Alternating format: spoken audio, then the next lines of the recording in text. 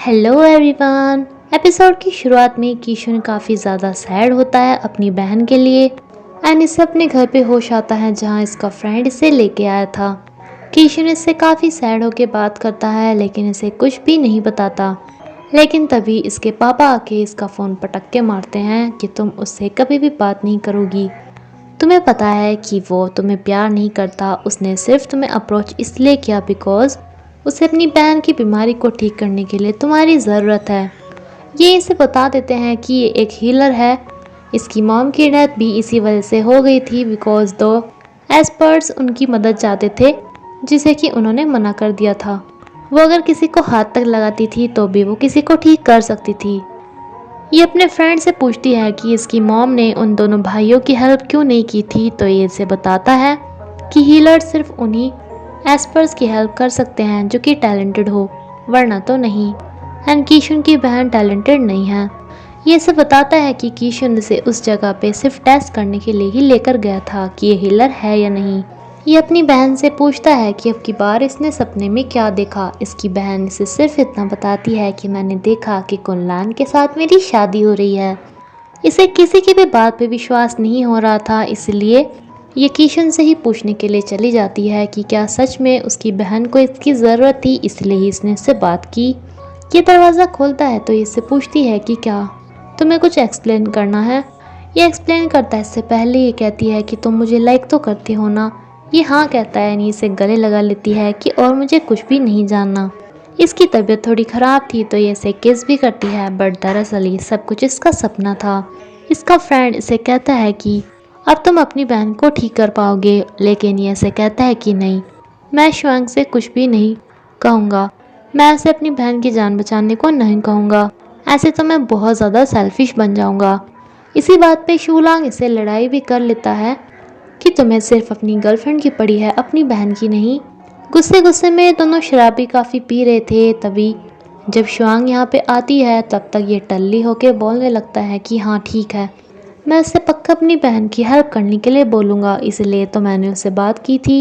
And अगर वो नहीं मानी तो मेरे पास बहुत सारे पैसे हैं, तब तो मानेगी ही।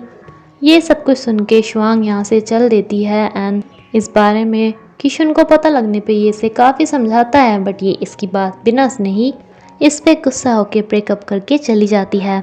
ये किडनैपर जिसकी बहन की भाई की हेल्प कभी शुआंग की मॉम ने नहीं की थी, अब ये इसका बदला लेना चाहता था। एंड इसकी गर्लफ्रेंड वही लड़की थी जो कि कीशुन की असिस्टेंट भी है, जो कि यहाँ पे इसे अपनी ऑफिस दिखाने के लिए लेके आती है। एंड इसे पता चलता है कि शुआंग भी यहीं पर ही काम करती है, इसलिए ये यहाँ की डेस्क से यहाँ की उठा लेता है। आज की तियान का बर्थडे होता है जो कि इसकी लाइफ का सबसे सैड डे है बिकॉज आज ही के दिन जब अपने अपनी पेरेंट्स का वेट कर रही थी तो इसे दिखाई दिया था कि उनका एक्सीडेंट हो गया, जिसमें कि सिर्फ इसका भाई ही बच पाया था।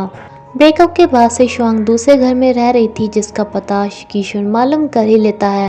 लेकिन जब ये यहाँ पर पेंटिंग लेके आता है इसकी मॉम वाली, तो कुनलान इसे अंदर नहीं जाने देता। ये इसे कहता है कि ये सब मेरे एंड शुआंग के बीच की बात है, बट तभी इसके पापा भी यहाँ पर ही आ जाते हैं। ये तो ये पेंटिंग लेके चले जाते हैं, जिसके बाद कुनलान इसे बताता है कि ये तुम्हारे दोनों के बीच की बात नहीं है क्योंकि मैं शुआंग का प्रोटेक्टर हूँ। शुआंग अपने पापा से पूछती है कि क्या कीशुन यहाँ पर आया था, बट इसके पापा मना कर देते हैं। ऑफिस की तो ली ही थी इसने, इसलिए ये शुआंग की ड्रिंक में जाके कुछ मिला देता है एंड इसे शुआंग पी भी लेती है। शूलांग इसे समझाता है कि चलो कोई बात नहीं, हम किसी और हीलर को ढूंढ लेंगे, लेकिन हाँ तुम उसके प्यार में मत पड़ जाना। एंड कीशुन इसे कहता है कि शायद मैंने शुआंग की मॉम को पहले भी कहीं देखा है, क्या पता वो जिंदा ही हो। देन हम एक नई हीलर को देखते हैं जो कि एक हॉस्पिटल में एक बच्चे को ठीक कर रही थी। शुआंग ने जो पॉइजनस चीज़ खाई थी उसका असर हो जाता है, जिस पे इसके पापा इसे हॉस्पिटल में ही लेकर आते हैं। यहाँ पर भी एक किडनैपर पहुँच गया था।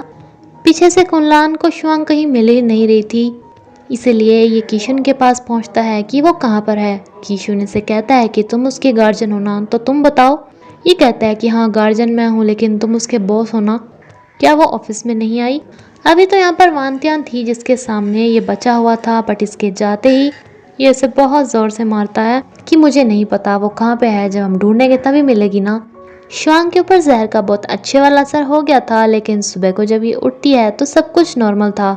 ये बात डॉक्टर को भी समझ में नहीं आ रही थी एंड ना ही इस किडनैपर को। इस बच्चे के जरिए ही शुआंग की मुलाकात इस हीलर से होती है, जो कि जब इसे टच करती है तो शुआंग भी हील होने लगी थी एंड क्या पता रात को भी इसने ही से हील किया हो। शुआंग को भी ये टच काफ़ी अजीब लग रहा था एंड बातों ही बातों में ये दोनों फ्रेंड्स बन जाती हैं। शुआंग से बताती है कि किस तरह इसका अपने बॉयफ्रेंड से ब्रेकअप हुआ। कुनलान को अभी कीशुन पे ही शक था, जो कि इसके घर के बाहर पहरा दे रहा था, जिसके बारे में कीतियान को पता चल जाता है। ये से कहती है कि मुझे पता है शुआंग कहाँ पे है। कीशुन अपने दोस्त के साथ बैठा ही था कि कुनलान के साथ कीतियान को देखता है एंड यहीं पर ही टेलीपोर्ट हो जाता है। कुनलान से कहता है कि तुम मेरी बहन के साथ क्या कर रहे हो। तभी कीतियान इन्हें बता देती है कि मैंने शुआंग को इसी हॉस्पिटल में देखा था, लेकिन जब तक यहाँ पे पहुँचे थे शुआंग यहाँ से जा चुकी थी। ये हीलर इसे कहती है कि तुम शायद कीशुन हो ना, उसके बॉयफ्रेंड। ये इसे हेलो करती है, जिसका टच इसे भी काफ़ी अजीब लगता है, लेकिन अभी ये शुआंग को ढूंढने में बिजी था। तभी ये नई हीलर कीशुन के पास मैसेज करती है कि शुआंग यहाँ पर है, लेकिन जब ये यहाँ पर पहुँचता है तो शुआंग तो नहीं, ये खुद ही यहाँ पर थी। जहाँ ये इससे पूछती है कि ऐसी क्या खास बात है शुआंग में। कीशुन को इसके इरादे कुछ नेक नहीं लगते, इसलिए ये यहाँ से गायब हो जाता है। कुछ टाइम बाद फिर से इसके पास ये मैसेज करती है कि अब की बार तो पक्का मैं तुम्हें उसी का पता बता रही हूँ। एंड अब की बार सच में इसे ये मिल जाती है, जिसे गले लगा लेता है। ये नई हीलर ऐसे रिएक्ट करती है जैसे इसने कीशुन को फर्स्ट टाइम देखा एंड इसे कहती है कि मुझे इनसे मिलवाओ। तो शुआंग कहती है कि ये मेरे बॉस हैं, तो ये कहता है कि नहीं, मैं बॉस नहीं, इसका बॉयफ्रेंड हूँ। शुआंग कहती है कि हाँ ये मेरा एक्स बॉयफ्रेंड है, तो ऐसे कहता है कि नहीं, हमारा ब्रेकअप नहीं हुआ, बस लड़ाई हुई है। एंड देन शुआंग यहाँ से चली जाती है। एंड इस नई भी हीलर के बिहेवियर से इसे इतना तो शक हो गया था कि ये भी हीलर ही है, जो इससे पूछता है कि तुम हीलर ही हो ना, एंड क्या तुम मेरी बहन को बचा सकती हो। लेकिन ये तो काफ़ी एडवांस थी, जो ऐसे कहती है कि मैं सोने जा रही हूँ, क्या तुम मेरे साथ चलोगे। ये से कहता है कि तुम्हें पता है ना मेरा एंड तुम्हारी फ्रेंड शुआंग की रिलेशनशिप के बारे में। लेकिन ये कहती है कि तुम दोनों के रिश्ते से कोई फ़र्क नहीं पड़ता। अगर तुम मुझे हैप्पी करो तो शायद मैं तुम्हारी बहन की हेल्प कर दूँ। बट ये फिर से यहाँ से चला जाता है। नेक्स्ट डे ये ऑफिस में शुआंग को देखता है, जो ऑफिस में वापस आ गई थी, जिसपे काफ़ी खुश होता है, लेकिन ये इसे अब भी इग्नोर ही किए जा रही थी। कीतियान को मालूम था कि कुनलान यहीं से ही गुजरने वाला है, इसलिए ये आके कहती है कि कितने इत्तेफाक की बात है ना। 你要去什么地方？ 我要去你心里。 ये इसे पहले इग्नोर करके जाने वाला था, लेकिन इसे कहती है कि मैं तुम्हें शुआंग का पता बता सकती हूँ, बट तुम्हें मेरे साथ लंच करना पड़ेगा। जिस पे कुनलान इसके साथ लंच करता है एंड यहाँ पे ये इसे बताती है कि मैं तुम्हें बहुत ज़्यादा पसंद करती हूँ। कुनलान इसे साफ मना कर देता है कि मैं किसी और को पसंद करता हूँ। तो ये कहती है कि हाँ मुझे पता है तुम शुआंग को पसंद करते हो, बट मुझे इससे कोई भी फ़र्क नहीं पड़ता। अब ये जब शुआंग को मिलता है तो इसे बताता है कि मैं तुम्हें बहुत ज़्यादा लाइक करता हूँ।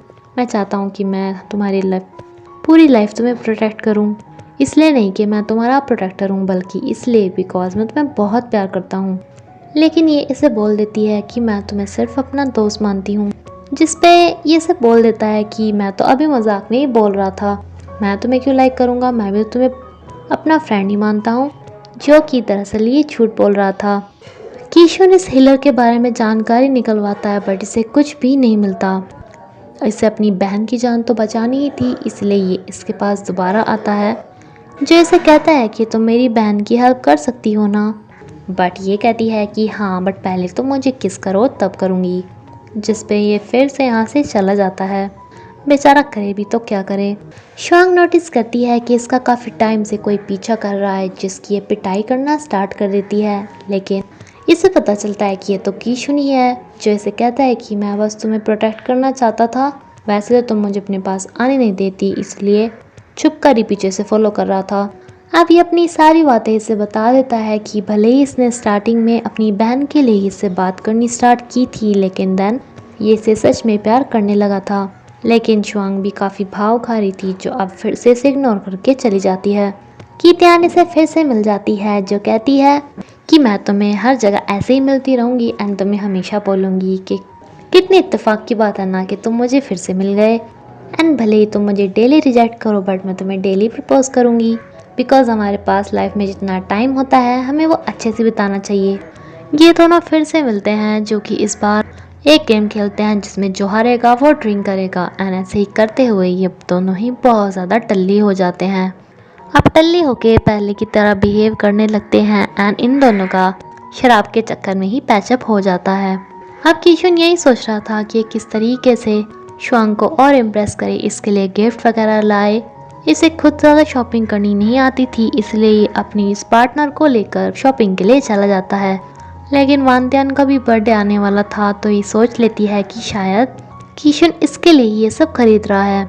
जहाँ ये इसे काम की बातें बताता था तो ये तो इसी के तरफ देखती रहती थी, जिस बात को शुआंग भी नोटिस करती है। अपने बर्थडे वाले दिन ये इसे अपनी फीलिंग्स बताती है कि मैं तुम्हें बहुत ज़्यादा पसंद करती हूँ, तुमसे ही शादी करना चाहती हूँ, लेकिन ये इसे साफ मना कर देता है कि मैं शुआंग को प्यार करता हूँ।